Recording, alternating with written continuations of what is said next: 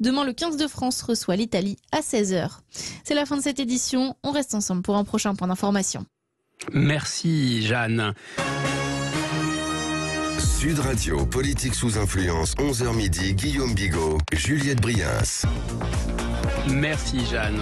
Bonjour Juliette, bonjour à vous. Bienvenue sur Politique sous influence. Ça y est, ça rigole. Pardon. Cette semaine, votre émission revient forcément sur les buzz de la semaine, des buzz très politiques. Nous sommes à la veille des présidentielles. Alors on va parler de ce qui s'est passé sur LCI, où Éric Zemmour a été interpellé par un LCI, par un LCI, c'est sur LCI, interpellé par un naturalisé. Autant pour moi, est-ce que les journalistes ont été trop loin dans cette affaire ? Christiane Taubira, on va voir aussi les limites de l'improvisation d'une campagne. On va voir du côté du Canada, en traversant l'Atlantique, ce qui se passe avec ce convoi des libertés. On en parlera avec le sociologue Michel Maffezoli. On va vous présenter la mascotte d'Istanbul, Bodji, un chien errant. C'est une histoire absolument incroyable qui fait buzzer les réseaux. Et puis on va vous parler aussi des hommes enceints. Et oui, le wokisme innove. Les hommes sont enceints, en tout cas sur les réseaux. Ça débarque sur vos tablettes, sur vos écrans avec les emojis. Et on va en parler avec Pierre Valentin, l'auteur d'un rapport passionnant sur le wokisme. Voilà, c'est parti pour Politique sous influence, les buzz de la semaine. Alors cette semaine, Juliette, il y a eu de la gênance, comme on dit, de la gênance sur les réseaux.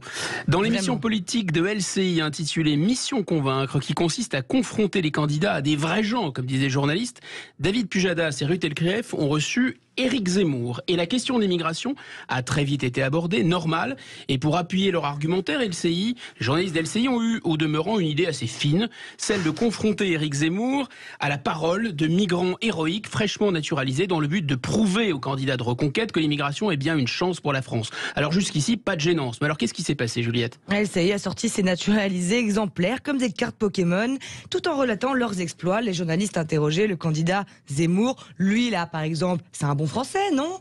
Après être revenu sur le cas de Mamadou Gassama, qui avait fait preuve d'un courage sans pareil après avoir en 2018 escaladé un immeuble au péril de sa vie pour sauver un enfant de 4 ans, la production s'est ensuite rendue au domicile de Lassana Bathily, un jeune homme naturalisé par François Hollande après avoir eu un comportement héroïque, lui aussi, lors de l'attaque de l'Hypercacher en 2015. On s'en souvient.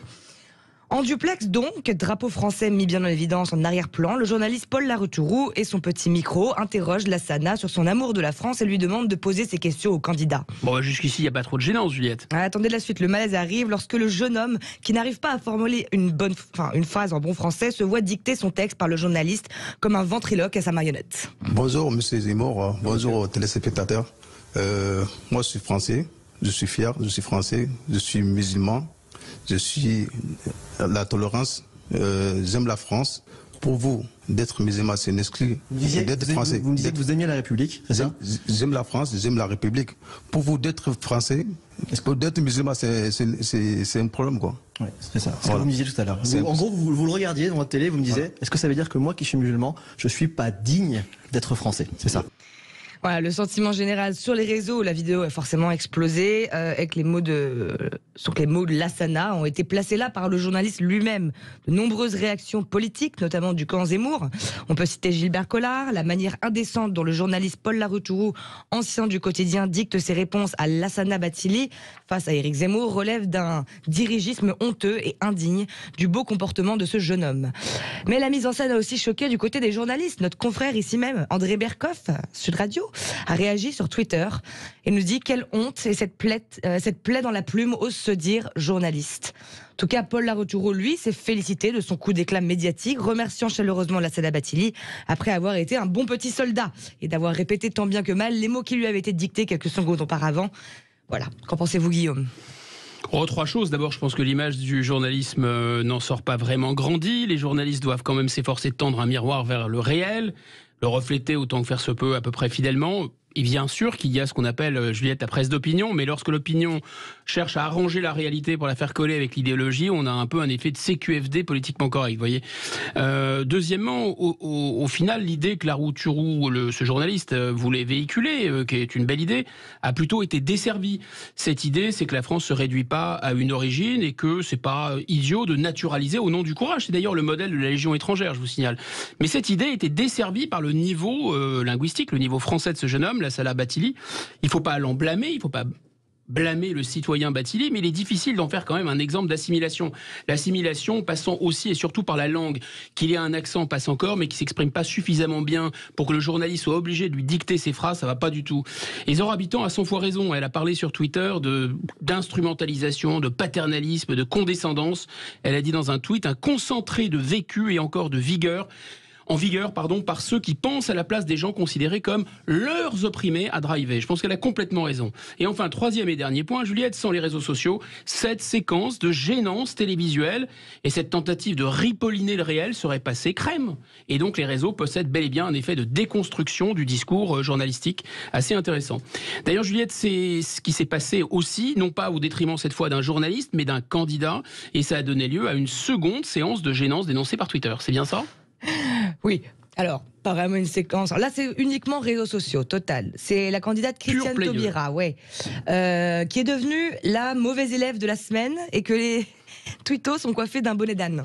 Bon, il faut dire que les organisateurs de la primaire populaire, d'abord, ont pincé pour elle, ça on l'a bien vu, mais en plus, le dispositif de vote de la primaire populaire qu'ils avaient organisé était assez infantilisant, voire hyper scolaire. C'est les primaires à la mode CM1. Mais oui, Christiane Taubira avait gagné en récoltant la mention bien plus de la part du conseil de classe des votants de gauche. Donc elle passait dans la classe supérieure. Bon, ok, c'était un peu scolaire, mais elle passait en classe candidate et c'était donc plutôt bien parti. Malheureusement pour elle, il y a une matière dans laquelle la candidate n'a pas excellé du tout cette semaine. Ah bon, laquelle ? Eh bien, l'orthographe. Ah ok. Cette semaine, sur Twitter, de nombreux internautes ont noté que les visuels explicatifs du compte Les Jeunes avec Taubira étaient truffés de fautes. Accent en trop, donc le peuple en a assez, avec un A, avec un A accent. Ouais. Faute de conjugaison. Nous ne pouvons pas laisser des fonctionnaires se faire maltraiter et S. Oui, ça la fout mal. Voilà, et même des mots inventés, controverse au lieu de controverse, par exemple. Poétique. Admettons que Les Jeunes avec Taubira ne soient pas relus, la candidate a tout de même elle-même reposté sur son compte un visuel comprenant une faute d'accord. Dans ce tweet, c'était donc les produits de l'agriculture biologique avec un S. Bon, tout ça n'est pas très sérieux. Mention pas bien pour l'orthographe. Pas bien. La cancre n'a pas échappé aux railleries des internautes. Éric Nolot s'est amusé sur Twitter. Nous ne pouvons pas laisser le français se faire maltraiter 5 ans de plus par Les Jeunes avec Taubira. Je crois que même Christine Kelly, qu'on a connue plus indulgente, a été assez rude, non ? Oui, elle tire sur l'ambulance. Elle dit « Ma fille de 7 ans a trouvé la faute. Elle peut relire les campagnes d'affichage si vous le souhaitez. » Bon, ici, à Sud Radio, on est plus magnanime. Et nous transmettons donc à Christiane Taubira tous nos encouragements. Bon, ce qu'on peut dire, c'est que c'est quand même encore une fois les réseaux qui ont relevé l'existence de ce petit buzz. Donc il y a vraiment un effet révélateur. Et puis la candidate a aussi connu un grand moment de solitude cette semaine en étant auditée par la Fondation Abbé Pierre, comme les autres candidats de gauche. Et on l'a interrogée sur son programme en faveur du logement social.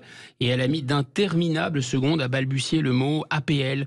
Bref, il y avait vraiment un air d'impro. Il y a un air d'impro dans cette candidature tardive. Pour quelqu'un, Christiane Taubira, qui avait surtout son verbe haut à nous offrir, c'est tout de même un peu compliqué, Juliette. Alors, on va rester sur cet effet révélateur des réseaux sociaux et on va traverser l'Atlantique. Que se passe-t-il au Canada ? Ici encore, on va découvrir, on va revérifier que ce sont les réseaux sociaux qui servent à briser le mur du silence, on va dire de l'indifférence médiatique. Mais à quel prix ? Les réseaux jouent un rôle de révélateur, voire de contre-pouvoir médiatique, certes. Mais pour autant, peut-on se fier à ce qu'ils nous disent ou même voir à ce qu'ils nous montrent ? On vous parle des truckers qui paralysent le Canada avec notre invité, le sociologue Michel Maffezoli. Sud Radio, politique sous influence, 11h midi, Guillaume Bigot, Juliette Briens. Alors que se passe-t-il au Canada, le pays où d'ordinaire il ne se passe rien ? La révolte des camionneurs canadiens offre l'exemple d'un événement qui a été révélé par les réseaux sociaux et que les médias mainstream, médias mainstream, Juliette, c'est un peu un pléonasme, ont mis énormément, sauf sur Sud Radio bien évidemment, ont mis énormément de temps à traiter. Alors les réseaux sociaux nous découvrent des pans du réel que les médias ne veulent pas voir ou bien servent-ils à déformer le réel ? C'est la question. Pour en parler, on reçoit presque un habitué de politique sous influence, le sociologue Michel Maffezoli, membre de l'Institut universitaire, mais aussi auteur prolifique et visionnaire, qui avait diagnostiqué bien avant tout le monde, dans les années 80, ça ne nous rajeunit pas, l'avènement des tribus.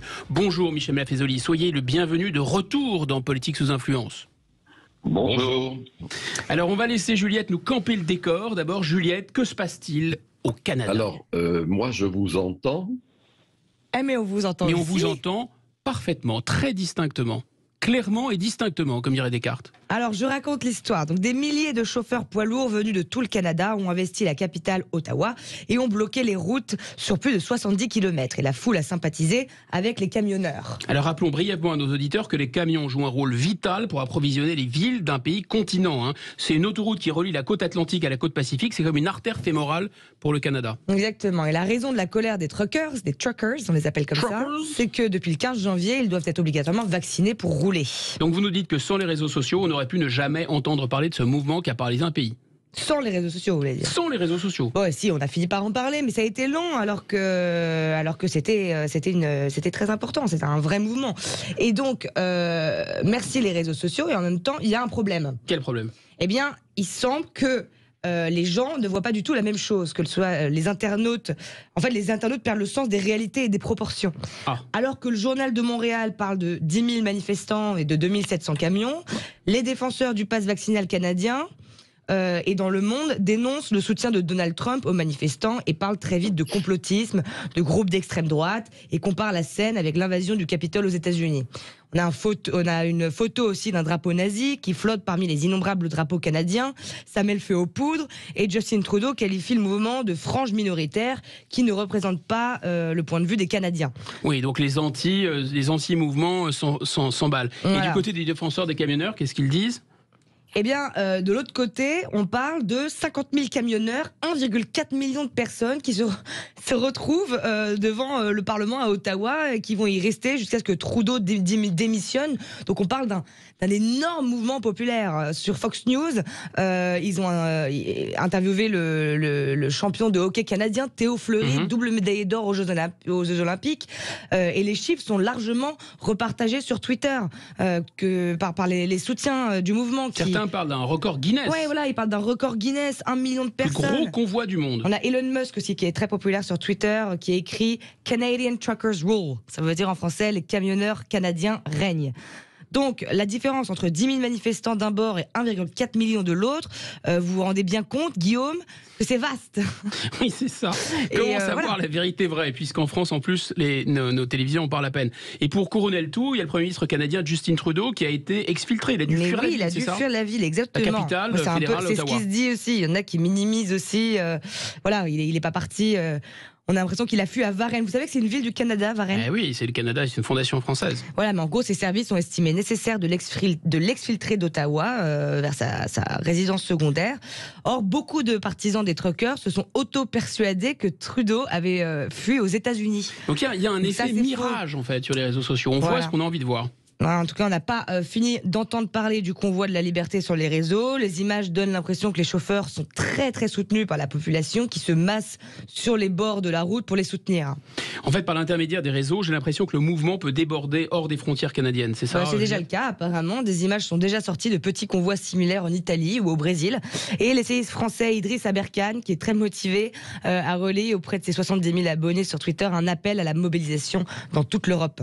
Alors, Michel Maffezoli, les réseaux sociaux nous ouvrent-ils les yeux ou bien nous déforment-ils la réalité? Moi, je pense que il faut être attentif à ces réseaux sociaux. De surcroît, moi, j'ai eu quelques amis du Québec avec lesquels je suis en contact, qui ne sont pas d'ailleurs des manifestants, m'indiquant que c'était des chiffres qui étaient impressionnants. Voilà, c'est tout. Et d'une certaine manière, nous sommes d'ailleurs en retard en France d'une guerre. Moi, mes amis brésiliens insistent sur ce qu'ils appellent le net activisme, c'est-à-dire le fait que les réseaux sociaux, c'est-à-dire c'est plus les partis, c'est plus les syndicats ou autres, mais ce ne sont plus non plus les médias mainstream, comme l'on dit, qui très souvent sont les perroquets du pouvoir, si je puis dire, du pouvoir en place. Non, moi je crois qu'il faut être attentif. Alors bien sûr, il faut savoir raison garder, j'imagine. C'est-à-dire que moi, je suis incapable, et je pense que chacun d'entre nous est incapable de donner des chiffres exacts, de savoir qu'est-ce qui est vrai entre les millions et les milliers. Mais je dirais, pour moi, c'est pas ça l'essentiel. L'important, c'est que, un peu comme les Gilets jaunes, ces grands rassemblements des camionneurs canadiens sont des indices.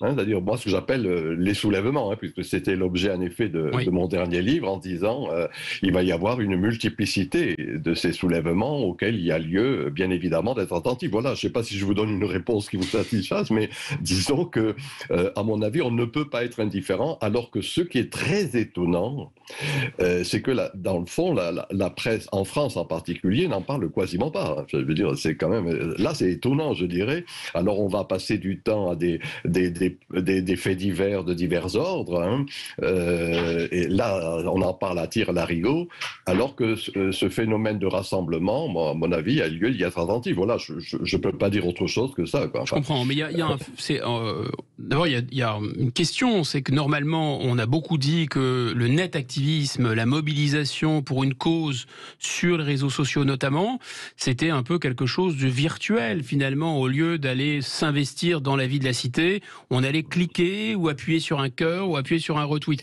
Mais là, ce qui est intéressant avec les Gilets jaunes ou le mouvement des truckers canadiens, qui est soutenu en effet par la foule, c'est qu'il y a un mouvement dans la réalité. Ça débouche dans la réalité sur une mobilisation physique. Oui.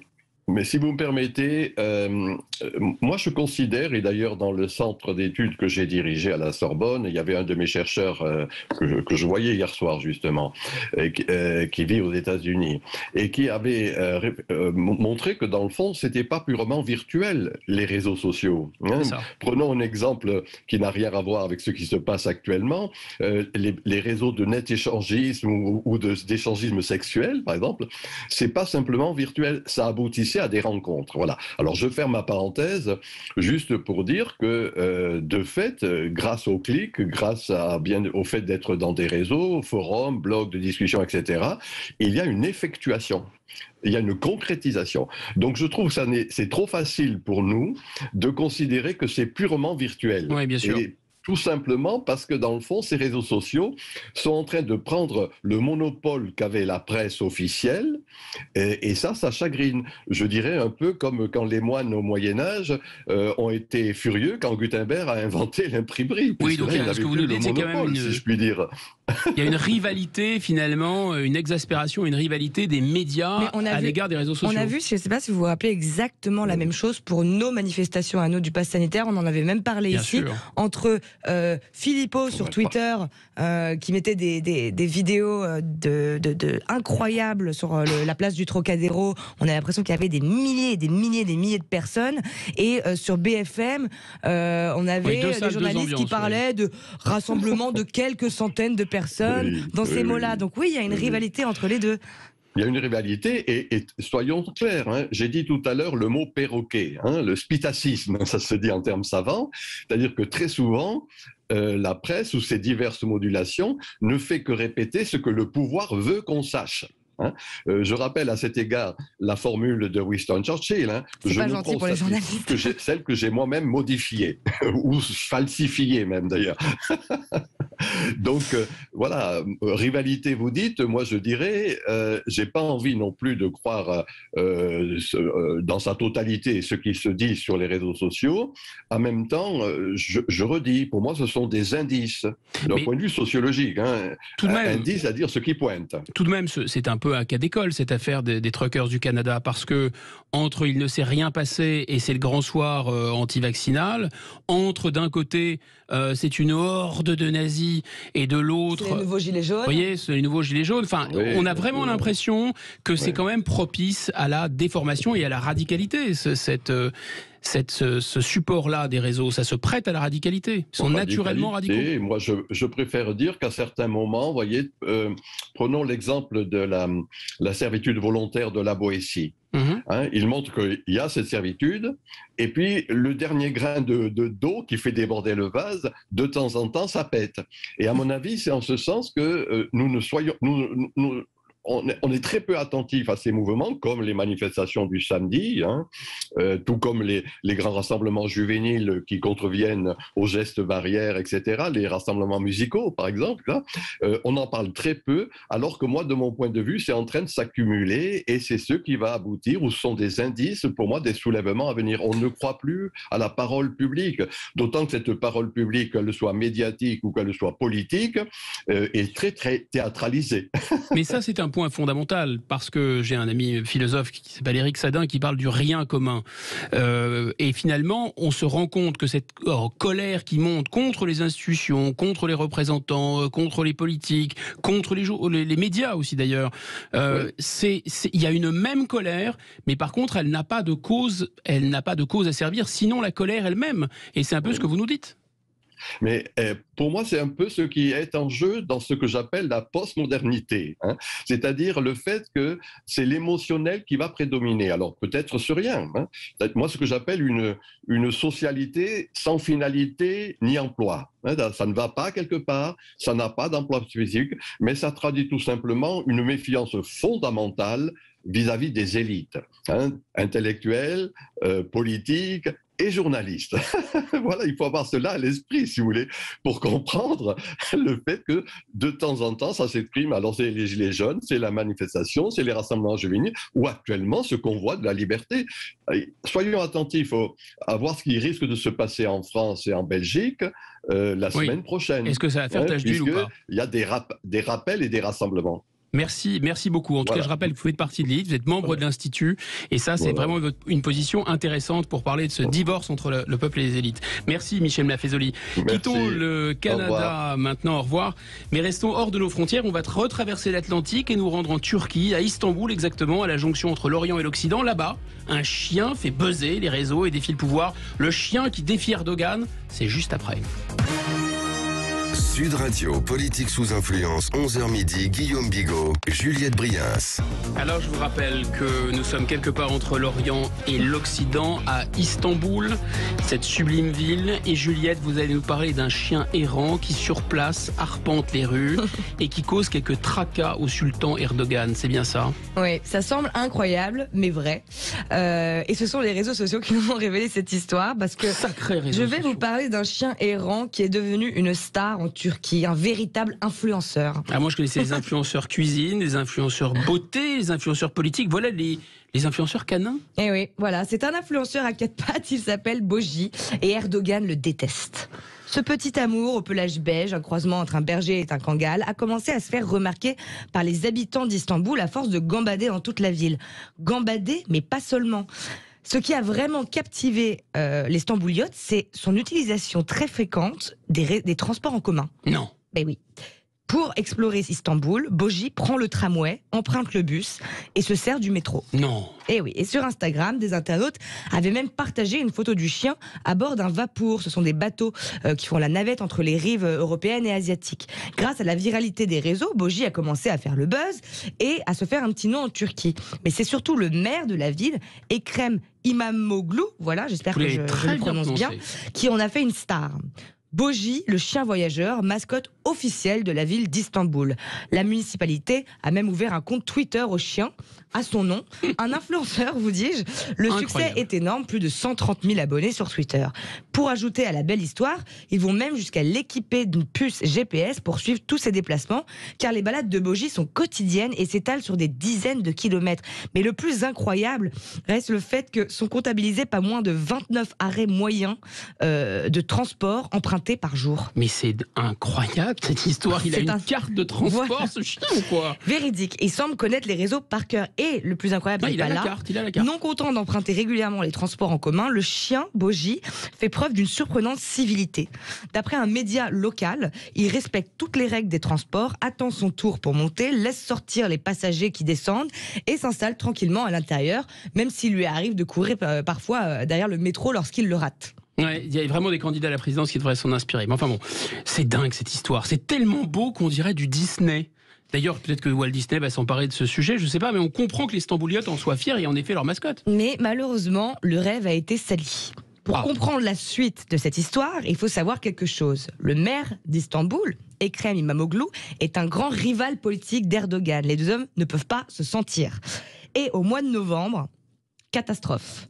Des photos compromettantes de l'animal se mettent à circuler sur Internet. Boji aurait déféqué sur un fauteuil du tramway, preuve à l'appui. Il n'aurait pas fait ça. La riposte pro-gouvernementale saute sur l'occasion et relaye l'image partout sur les réseaux sociaux. Et l'image du chien civil, Boji le chien civil, en prend un coup. Mais, retournement incroyable. Une enquête est menée par la municipalité, par les vidéos de surveillance. Ah, ça valait bien, ça valait au moins ça. Pour sauver Qui la a mascotte. alors découvert que la crotte avait été placée là intentionnellement par un inconnu sur le siège du tramway. Il s'agissait en fait d'un coup monté des pro-Erdogan qui voulaient discréditer le maire d'Istanbul. On cherchait une merde de chien et on a trouvé un caca de pro-islamiste. Devant tant de haine, les protecteurs de Boji ont considéré que la boule de poil était en danger et pour sa protection, il a été décidé de l'envoyer à Izmir où il vit une retraite paisible et discrète chez un particulier. Donc il est sous protection policière maintenant. C'est fou. Incroyable, incroyable. Voilà. Merci L'histoire de Boji, Juliette, le merci. chien errant influenceur d'Istanbul. Merci. Au nom de nos amis à quatre pattes aussi, merci, vous avez sauvé leur honneur. Bon, qu'est-ce qui se passe en Turquie Moins l'honneur des islamistes, évidemment. Un petit décryptage politique s'impose, je pense, cette histoire de chien, un petit décryptage pour la route. D'abord, si le Coran ne condamne pas les chiens, ils n'ont pas très bonne presse en terre arabo-musulmane, voilà, parce que c'est considéré quand même comme un animal assez sale, assez dégradant. Surtout, contrairement au chat d'ailleurs, il faut dire. Et cette affaire éclate dans un contexte aussi où l'opposition anti-Erdogan gagne du terrain partout. Il y a une crise économique sérieuse en Turquie et l'opposition a pris la mairie d'Istanbul. Et il faut rappeler à nos auditeurs que l'ancien maire d'Istanbul s'appelle Erdogan et que l'actuel maître islamiste de la Turquie n'est pas du tout content de s'être fait piquer son siège. À Noël, c'est aussi contre les chiens qu'Erdogan avait décidé de déverser sa bile. Ah oui, c'est ça, il veut se débarrasser des chiens errants. Exactement, Ça plaît pas, parce ça. que ça a un sens profondément politique. Le sultan Erdogan a dit à Noël dans un discours enflammé « Turc blanc ». Turc blanc, assumez vos responsabilités avec vos animaux. Ces chiens sont des chiens de riches. Et il les a associés à l'élite kémaliste et occidentalisée. Alors, les Turcs blancs, c'est par opposition aux Turcs noirs. Il faut dire que la Turquie, c'est un pays profondément clivé. Il y a une Turquie qui est ultra moderne et il y a une Turquie qui est évidemment très islamiste et très agricole. Et donc, Erdogan, c'est le défenseur finalement de la Turquie traditionnelle contre la Turquie blanche, la Turquie occidentalisée. Et donc, les chiens et le fait d'aimer les chiens, c'est un truc d'occidental et de moderne, vous voyez. Et il a ajouté dans la foulée, il me semble important de débarrasser les rues des chiens errants. Donc un projet qui n'est pas très sympa pour les chiens errants. Aussitôt, il y a eu une déferlante de réactions qui a inondé les réseaux sociaux en Turquie. Sauver les chiens errants. Voilà, solidarité avec les chiens errants. Il y a même un hashtag, un mot dièse, animaux de rue, en turc, sokak ayvivlanri. Donc en fait, il faut vraiment connaître le contexte pour comprendre toute l'histoire de Boji et tout ce que ça représente. C'est un symbole. Exactement. Si on veut pas que Boji finisse en kebab, voilà, il faut vraiment bien comprendre ce qui se passe. Et le président islamo-nationaliste a touché une corde sensible parce que en Turquie, les chats et les chiens errants font quasiment partie du patrimoine vivant. Ils sont nombreux à arpenter les centres-villes du pays et Istanbul en particulier. Dans le quartier branché de Moda, par exemple, sur le versant asiatique d'Istanbul, il y a une statue qui immortalise depuis quelques années un ex-chien star du coin. Il s'appelait Tarsin. Tarsin, ça veut dire cannelle en turc. Et il a été écrasé par un chauffard. Donc ils ont fait une statue, vous voyez. Sur les bords de la mer Égée. Les chiens sont d'ailleurs appréciés parce qu'ils servent un peu à détecter les tremblements de terre. C'est une zone assez sismique, donc leurs aboiements sont scrutés. En fait, Juliette, merci. Je ne saurais trop vous remercier, et les auditeurs avec moi. Vous nous avez réconciliés, moins avec les islamistes, qu'avec l'esprit frondeur des Stambouliotes et avec les chiens, bien sûr, et surtout avec les réseaux sociaux qui nous racontent parfois des histoires qui sont trop belles pour être vraies, alors qu'elles sont vraies. Mais tout n'est pas aussi vrai ni aussi féerique dans le monde numérique. C'est aussi la terre promise des wokistes. Comment ces derniers s'allient aux géants du numérique ? On vous dit tout après avec un jeune homme, un bel esprit qui est promis un bel avenir par son travail et de grande qualité. Il s'appelle Pierre Valentin et il a fait un très beau rapport en 2 tomes pour la Faux d'Apple sur le phénomène woke. C'est tout de suite après. Sud Radio, politique sous influence, 11h midi, Guillaume Bigot, Juliette Brias. Alors, nous sommes de retour et les wokistes et EES ont encore frappé sur les réseaux. Et pour parler de ce phénomène mi-burlesque, mi-inquiétant, nous recevons quelqu'un qui s'est longuement penché sur la question. Un bel esprit promis un bel avenir. Je l'ai déjà teasé tout à l'heure, mais je me répète, c'est l'âge. Tant son travail est de qualité. Pierre Valentin, bonjour. Vous êtes l'auteur d'une note en 2 volumes pour la Fond d'Apple sur le phénomène woke. Bonjour. C'est bien ça ? C'est bien ça. Pas d'erreur. Mais avant de vous entendre, laissons Juliette nous donner des nouvelles fraîches du front wokiste sur les réseaux. Quelles sont leurs dernières trouvailles, Juliette ? Oui. Et déjà qu'ils sont omniprésents sur les réseaux, ils trouvent aussi des alliés de taille. Bah oui, on sait que le big business, notamment, adore le wokisme, les grandes entreprises et les GAFAM. Hollywood, Netflix. Dans les plus grandes productions, on ne compte plus les buzz autour de la wokisation des grands classiques. On en avait abordé plusieurs ici. Je me rappelle notamment de Superman inclusif, vous vous rappelez, dont le héros était un homme bisexuel, militant pour le climat et fervent défenseur des migrants clandestins. Rien que ça. Figurez-vous qu'on a eu des nouvelles de cette œuvre révolutionnaire cette semaine, puisque les chiffres sont désastreux. Seulement 68 000 exemplaires vendus dans le mois de sa sortie, soit moins de la moitié des ventes habituelles pour les précédents opus.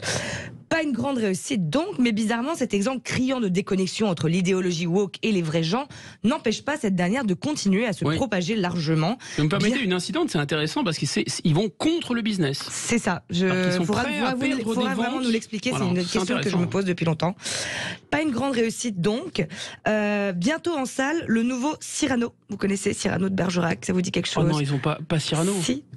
Ils n'ont pas passé à tabac Cyrano. On ne l'attendait plus, le célèbre classique d'Edmond Rostand sera totalement inclusif, compatible. Oh non. Remplacé. Il sera désormais interprété. Donc, Cyrano est interprété par Peter Dinklage, le célèbre acteur de Game of Thrones, qui a la particularité d'être atteint de nanisme. Christian par Calvin Harrison Jr., un acteur noir.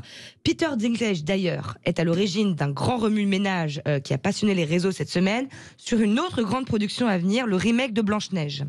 Déjà, Blanche-Neige, comme on le sait très bien, c'est raciste. Du coup, c'est l'annonce du film. Dès l'annonce du film, on a annoncé la couleur de l'actrice. Le résélu, c'est Rachel Zegler, une actrice latina pour jouer Blanche-Neige, qu'on a par l'occasion réduit à sa couleur de peau, évidemment, les médias ne parlant que de ses origines au détriment de ses qualités d'actrice, comme d'habitude. Bon, ça c'est très bien, mais c'est pas suffisant. Blanche-Neige, elle est pas seulement raciste, elle est nanophobe, non aussi? Bingo! D'après Peter Dinklage, le célèbre conte dénonce... Enfin, il dénonce, lui, une représentation pourrie des nains, une putain d'histoire arriérée où 7 nains vivent ensemble dans une grotte. Qu'à cela ne tienne, la sensibilité hollywoodienne ne saurait tolérer tant de haine. Les nains sont remplacés par 7 créatures magiques dont on ne connaît pas trop l'origine. Bon, j'espère qu'ils ne sont pas... Enfin, j'ose pas le dire, le B-word, enfin, ils sont quand même pas blancs. Mais si, je vais vous aider, tant qu'ils ne sont pas blancs. Donc, plus de Blanche-Neige, plus de nains, il ne reste plus grand-chose de l'œuvre de départ, mais au moins personne n'est laissé pour compte et personne n'est offensé. Bon, on va pas en rester là, le wokisme a encore été plus loin cette semaine, toujours plus loin, toujours voilà, plus haut. Vous êtes un vrai voyant. Cette semaine, nouveau tremblement de terre numérique qui a passionné les internautes, l'arrivée d'un nouvel emoji. Apple a annoncé la sortie de Le Saint sur nos téléphones. On n'arrête pas le progrès. Les hommes trans dotés d'un utérus n'en pouvaient plus de se sentir exclus, laissés pour compte et ignorés par les méchantes GAFAM. Désormais, ils pourront célébrer leurs différences sur leur texto. Pour faire d'une pierre deux coups, les hommes dotés d'un bidabière pourront eux aussi utiliser l'emoji. Oh, vous êtes cruel. Bon, mais les mecs en sein, ça va, c'est mignon, mais on attend avec impatience ces emojis femmes avec des... Enfin, vous voyez quoi. Dans la réalité, je pense que c'est un peu plus fréquent, les femmes burnées, que les hommes en sein. Enfin bon, pour revenir sur le phénomène du wokisme et nous éclairer plus sérieusement sur son ampleur, nous recevons quelqu'un qui s'est longuement penché sur la question. Je disais tout à l'heure, Pierre Valentin, vous êtes l'auteur de cette note particulièrement brillante et fouillée pour Fondapol. Alors, première question, est-ce que les woke, il vaut mieux en rire ou en pleurer ? Je pense que déjà il faut commencer par essayer de comprendre la matrice intellectuelle qui guide ces logiques-là, qui mène aux différents faits divers que vous avez évoqués. Il y a quelques décennies déjà, Pierre Bourdieu parlait de lutter contre la naturalisation des phénomènes et ce qu'il appelait le « cela va de soi ». Et on a vu plutôt dans les décennies qui ont suivi cette logique de lutter contre les évidences s'accélérer. Donc on s'est mis récemment à parler par exemple d'homme cis. Donc pour expliquer, homme cis, ça veut dire homme qui est un homme. Pardon de couper, parce que c'est vraiment que c'est un truc scientifique de dire la science, elle lutte contre les opinions ou les apparences, les vérités apparentes. Et oui, disons que c'est en tout cas le rôle du sociologue tel que compris par ces penseurs-là, c'est de lutter contre les évidences que l'on cherche à nous imposer. Et donc homme cis qui signifie en fait homme qui est un homme, cisgenre, ça permet de ensuite dire qu'il y a des femmes qui peuvent devenir des hommes, et donc on vient de tuer une évidence en pratiquant une tautologie. Donc, homme qui est un homme, ça sous-entend qu'il y a des femmes qui peuvent devenir des hommes.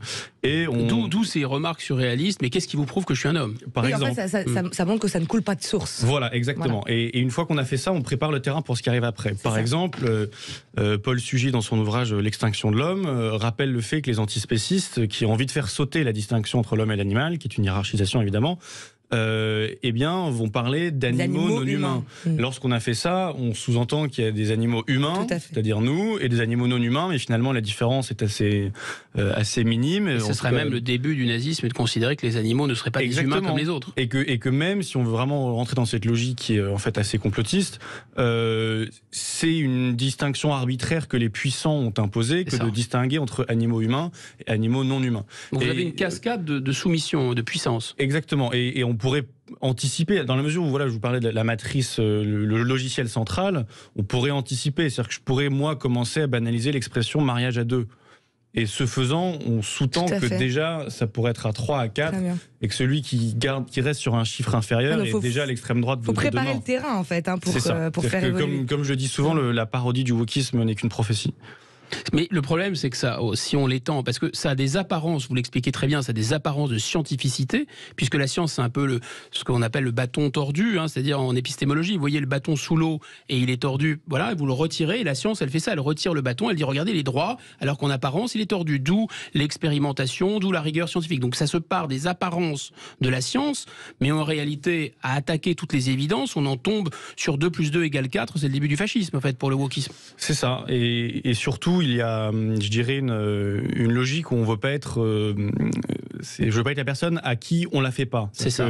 Moi, j'ai compris que moi, je suis éveillé derrière. Ah oui, parce qu'il faut rappeler l'étymologie. L'étymologie woke signifie éveillé en anglais. Donc moi, je suis un éveillé.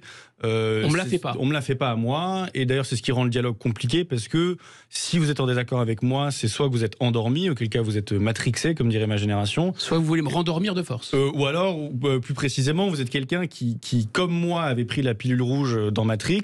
Comme moi, vous avez vu à travers les murs, et vous avez vu les systèmes d'oppression qui nous dirigent. Mais vous, en tant qu'homme blanc, vous avez compris qu'en fait que ce système vous favorise, et donc vous faites semblant de ne pas comprendre. Donc on n'a que 2 options en cas de désaccord, c'est soit l'autre est naïf et matrixé, soit il est cynique et lucide. Ouais, quel dilemme en fait, effectivement. Soit vous êtes de mauvaise foi, soit vous êtes un salaud. C'est ça. Soit vous êtes bête, soit vous êtes oppresseur. Voilà. Pour la question de tout à l'heure, qui était quand même très intéressante, c'est à propos de Superman. On a vu du coup que les ventes sont désastreuses parce que personne n'a envie d'acheter le Superman militant pour le climat non binaire. Donc pourquoi continuer ? Pourquoi là, je rappelle juste que parce qu'il y a une sorte de loi de la gravitation économique. Vous faites faire de l'argent quand vous êtes une entreprise. Prenez le stylo, ça tombe, quoi. Vous voyez, c'est le profit, la loi du profit. Et là, ils suspendent la loi du profit. Alors déjà, ce qu'il faut comprendre, c'est qu'il y a une mentalité de moines soldats. Donc ils sont parfois prêts à faire beaucoup de sacrifices. C'est-à-dire que la fin justifie les moyens. Maintenant, vous avez raison, ça va être passionnant de voir dans les prochaines années. Est-ce que le slogan Go woke, go broke, donc devenez woke et soyez fauchés, c'est un slogan qui va se réaliser. On pourrait traduire par Go devenez woke et donc devenez fauché. C'est ça. C'est un slogan qui a été popularisé en Amérique. On a vu par exemple des remakes de grands films connus avec uniquement des femmes, donc de façon assez militante pour remplacer symboliquement l'homme par des femmes, et qui ont tous fait des flops. Il y avait Ocean's 8, du coup, je crois. Il y en avait d'autres. Il y avait, il y avait les Ghostbusters qui ont été refaits. Mais plus généralement, l'hypothèse de travail que j'avais dans ça sent pas le box-office. Cyrano non plus. Non. Cyrano non plus. Non. Je le sens pas. On verra pour Cyrano, mais. Ce que j'avais essayé de démontrer dans la note pour la Fondapol, c'est que c'était une idéologie qui avait une essence purement négatrice. Et donc elle n'est pas capable de reconstruire ses propres mythes. Elle est obligée de parasiter, dans une logique de parasitage de mythes existants. Et c'est le paradoxe du parasite, c'est qu'un parasite, on en parle beaucoup avec les virus aujourd'hui. Et quand il tue l'organisme dont il dépend. Exactement, c'est-à-dire que sa victoire et sa défaite sont une seule et même chose. Donc une fois que, disons que des militants de bande dessinée auront fait un Superman qui ne marche pas, ils auront gagné dans la mesure où ils auront fait avancer, entre guillemets, leur idéologie, mais à la fin, ils auront tué l'autre, le corps dont ils dépendaient. Et à la fin, ils se couronnent eux-mêmes roi des cendres, d'une certaine façon. Est-ce que pour vous, il y a un sens à ce que le wokisme trouve dans le numérique en général, puisqu'on a parlé des emojis d'Apple, et en particulier sur les réseaux sociaux, un terrain de prédilection ? Alors oui, il y a 2 choses. Je dirais qu'il y a une forme d'entente stratégique ou de noyautage des militants woke des GAFAM, et je dirais un terrain d'entente philosophique. Donc pour le terrain d'entente pratique, on voit par exemple que Twitter, depuis fin 2018, bannit les comptes qui pratiquent le dead naming. Alors, je vais expliquer, vous savez même pas ce que c'est déjà un péché. Le dead naming, c'est d'utiliser l'ancien nom de quelqu'un qui a transitionné. C'est-à-dire que vous appelez une femme Julia, et en fait elle s'appelle autre chose, Julien. Si vous l'appelez par son et ça c'est un crime prénom, contre l'humanité. Ça vaut bannissement de compte. Je connais personnellement des comptes qui ont sauté sur Twitter par rapport à ça. Vous pouvez avoir un compte sur Twitter où vous égorgez quelqu'un en Syrie, ça va, mais si vous appelez Julia Michael, là c'est vraiment un crime contre l'humanité. En tout cas c'est comme ça que c'est perçu. Je donne un autre exemple sur Amazon et ensuite je vous parle de l'aspect philosophique. Amazon, ils ont en 2019 retiré de leur plateforme un site qui critiquait l'idéologie transgenre, et après beaucoup de sénateurs américains qui se sont offusqués, Amazon s'est senti obligé de se justifier, parce que sinon je pense qu'ils ne l'auraient pas fait, en expliquant qu'ils ne voulaient pas accepter sur leur plateforme ce type d'ouvrage. Et donc dans la mesure où en Amérique, c'est pas tout à fait le cas en France, mais ça viendra peut-être, en Amérique, Amazon contrôle plus de la moitié du marché du livre, ça fait une forme de censure, en tout cas qui anticipe, qui font que d'autres éditeurs ne pourront pas se permettre de lancer ce genre de bouquin. C'est la mise à l'index du Vatican. Voilà. Et d'un point de vue philosophique, à mon sens, c'est pas un hasard, c'est que ma génération, les réseaux sociaux, le numérique, les GAFAM ont un point commun, c'est d'être dans un monde, je dirais, constructiviste. C'est-à-dire qu'un monde où tout peut être construit, déconstruit, reconstruit.